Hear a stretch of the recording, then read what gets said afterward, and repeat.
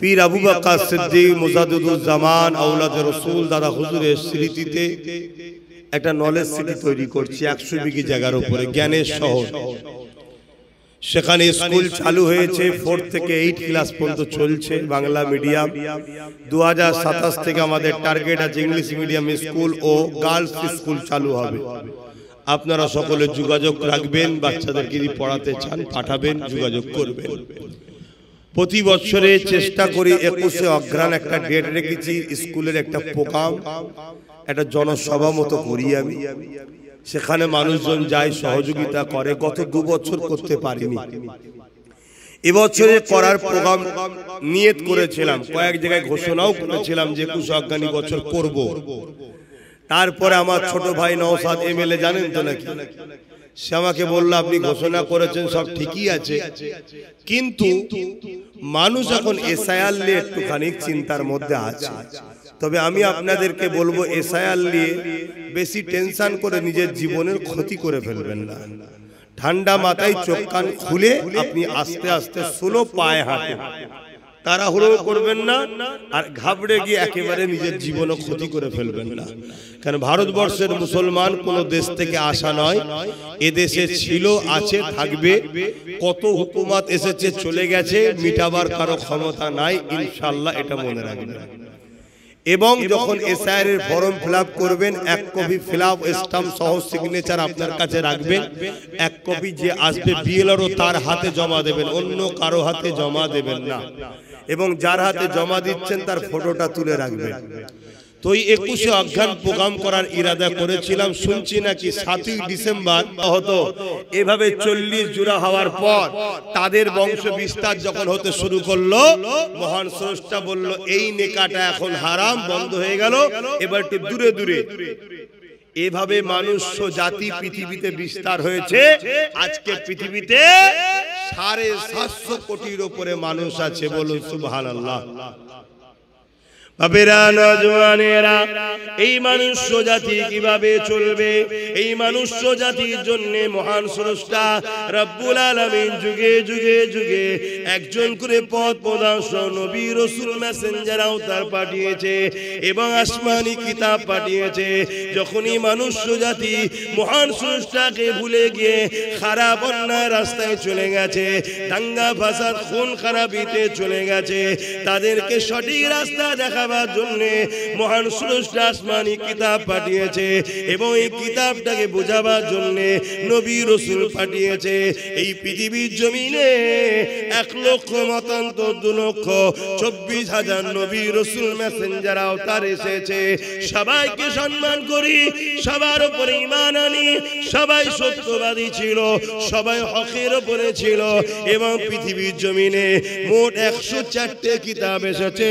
সব কটা কিতাবই হক, সব কটা কিতাবই সত্য। কিন্তু মনে রাখবেন, আজ থেকে 2000 বছর আগে ঈসা আলাইহিস সালাম চলে যাবার পর 500 বছর পার হয়ে যায়। এই পৃথিবীর জমিনে মানুষগুলো আল্লাহকে ভুলে গিয়ে নিজেদের হাতে তৈরি করলো 360টা নকল খোদা। এক খোদা ছেড়ে দিয়ে 360টা নকল খোদা তৈরি করে তাদের উপাসনা করতে লাগলো। তারা এমন করে গরিবদের ঘরে বাজারে নিলামে তুলতে লাগলো। তারা কন্যা সন্তান হলে জেন্ত জেন্ত পুঁতে দিতে লাগলো। এ যুবকেরা মনে রাখবে, কন্যা সন্তান হলে জেন্ত জেন্ত পুঁতে দিতে লাগলো। আজকে যেমন আমেরিকা পৃথিবীর সুপার পাওয়ার, সেই দিনে সুপার পাওয়ার ছিল রোম, ছিল পারস্য, ছিল যারা এমন কিনা পৃথিবীর জমিনে অন্যায় অত্যাচার রাজানি খুন খারাপিতে তারা ভরিয়ে দিয়েছিল। প্রভাবশালীরা, ক্ষমতাশালীরা নারীদেরকে ভোগের পাত্রী বানিয়ে দিয়েছিল।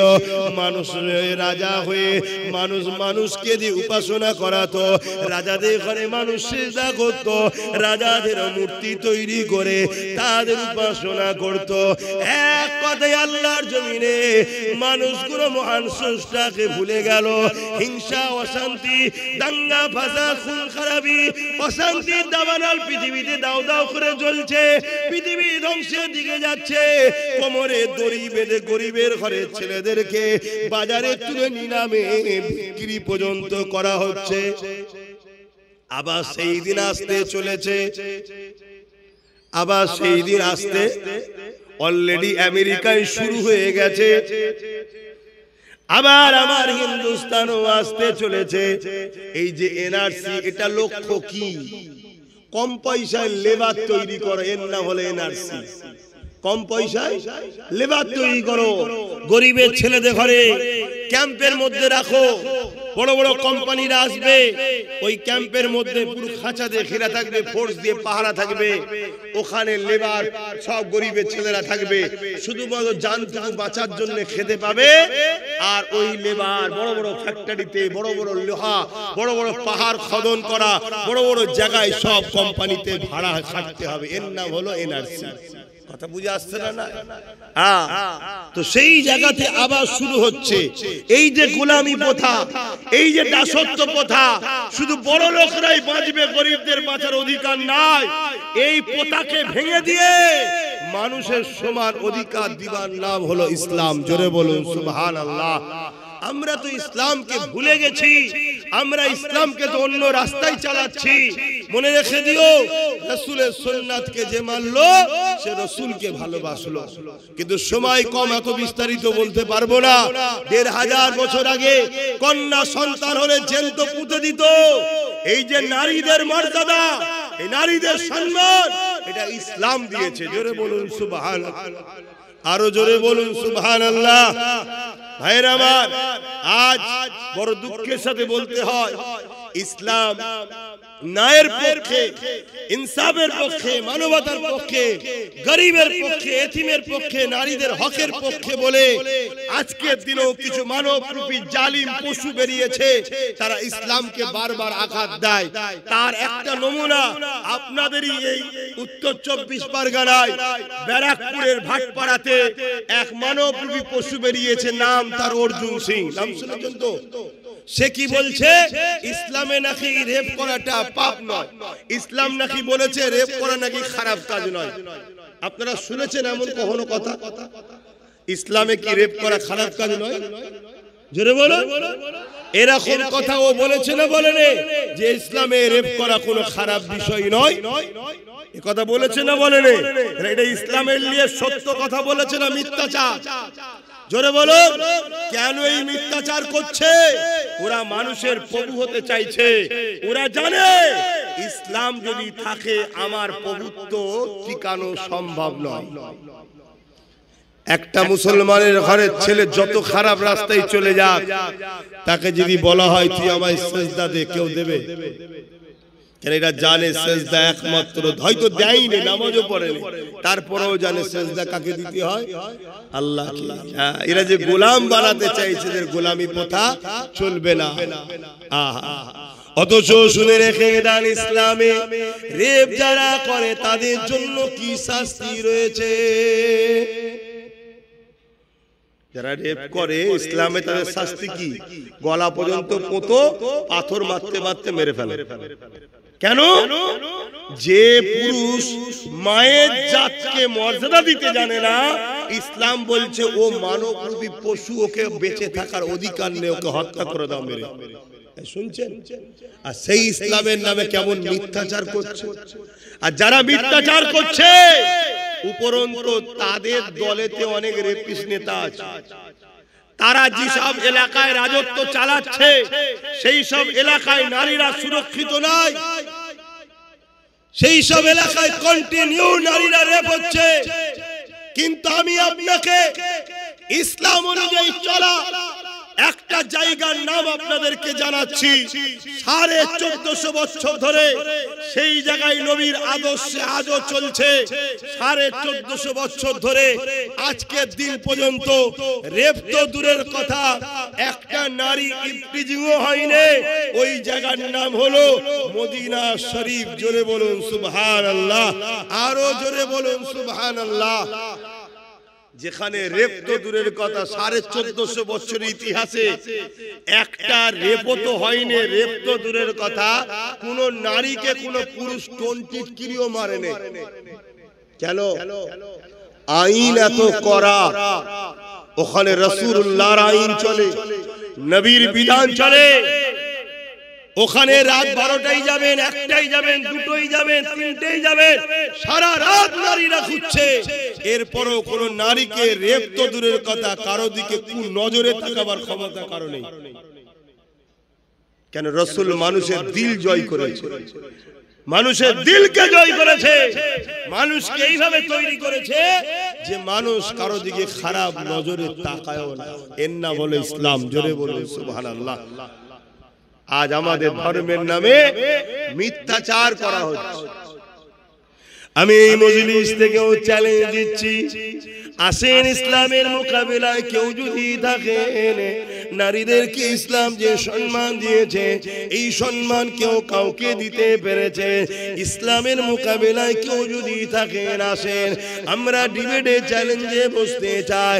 ইসলাম নিয়ে মিথ্যাচার ছড়াবেন না, ইসলাম নিয়ে মিথ্যা প্রচার করবেন না, ইসলাম নিয়ে মিথ্যা প্রোগ্রাম মিডিয়াতে করবেন না। ইসলাম তো সততার কথা বলে, ইসলাম তো মানবতার কথা বলে, ইসলাম তো প্রেমের কথা বলে, ইসলাম তো ভাতৃত্বের কথা বলে, ইসলাম তো ঐক্যের কথা বলে। এ যুবকেরা, ইসলাম নারীদেরকে কি মর্যাদা দিয়েছে। আল্লাহ নবী বলতে লাগলে, এ মক্কার মানুষেরা যারা এক আল্লাহকে মানত না, যারা কন্যা সন্তান হলে জেন্ত পুঁতে দিত, আল্লাহ নবী তাদেরকে বলতে লাগলো, এ দুনিয়ার মানুষেরা, মক্কার মানুষেরা, তোমরা নারীদেরকে জেন্ত কেন পুঁতে দাও? তারা বলতে লেগেছিল, মুহাম্মদ, নারীরা হলো অশুভ, এদের বাঁচার অধিকার নাই। আল্লাহ নবী তাদেরকে বুঝাতে লাগলে, না, নারীদের কোনো অশুভ নয়, নারীদের কি দোষ আছে? মহান স্রষ্টা যিনি মায়ের পেটে পুত্র সন্তান বাড়ায়, তিনি তো কন্যা সন্তান বাড়ায়। কেননা পুত্র সন্তানেরও দরকার, কন্যা সন্তানেরও দরকার। পুরুষ আর নারীর বিবাহ মধ্য দিয়ে এই জমিনের উপরে সন্তান তৈরি হবে, এই মিলনের মাধ্যমে এই জমিনে সন্তান তৈরি হবে। এই জন্য তো মহান স্রষ্টা এই সিস্টেমটা চালু করে রেখেছে। তাই তোমরা কন্যা সন্তানকে মেরে দিও না। আল্লাহ নবী আরো বুঝাতে লাগলে, কারো ঘরে যদি প্রথমে কন্যা সন্তান হয়, এর মানে ওই বাবাকে মহান স্রষ্টা জান্নাতের সংবাদ দেয়।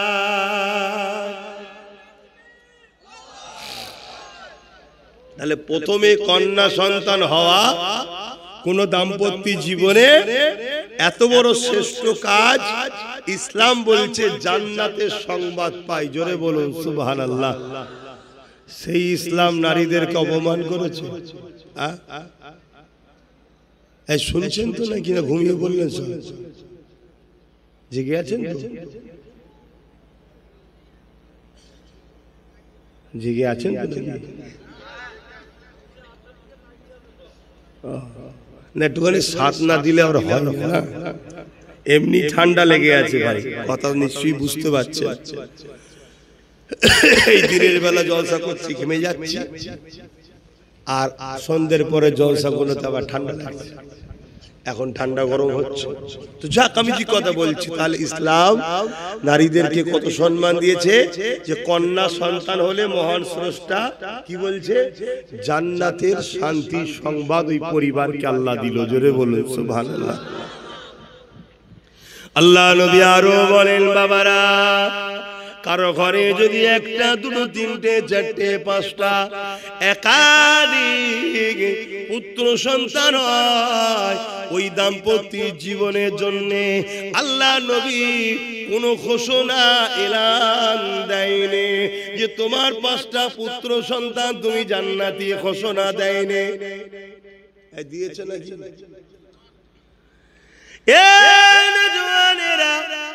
আব্বারা, মায়েরা, বোনেরা, মনে রেখে যান, ইসলাম নারীদেরকে কত মর্যাদা দিয়েছে আল্লাহ নবী। অথচ জানিয়েছে কোন বাপ মার দাম্পত্য জীবনে একটা, দুটো, তিনটে, পর পর যদি 3টে সন্তান কন্যা সন্তান হয়, ওই বাপ মা যদি কন্যা সন্তানকে আল্লাহ দিয়া নিয়ামত মনে করে, মহান স্রষ্টা দিয়া নিয়ামত মনে করে, ওই 3 কন্যাকে লালন পালন করে বড় করে তার যদি বিবাহ দিয়ে দিতে পারে, আল্লাহ নবী দুটো আঙুল তুলে দেখাচ্ছে যেভাবে পাশাপাশি রয়েছে ওই তিন কন্যার বাবা আর আমি রাসূলুল্লাহ আল্লাহর জান্নাতে পাশাপাশি থাকিব।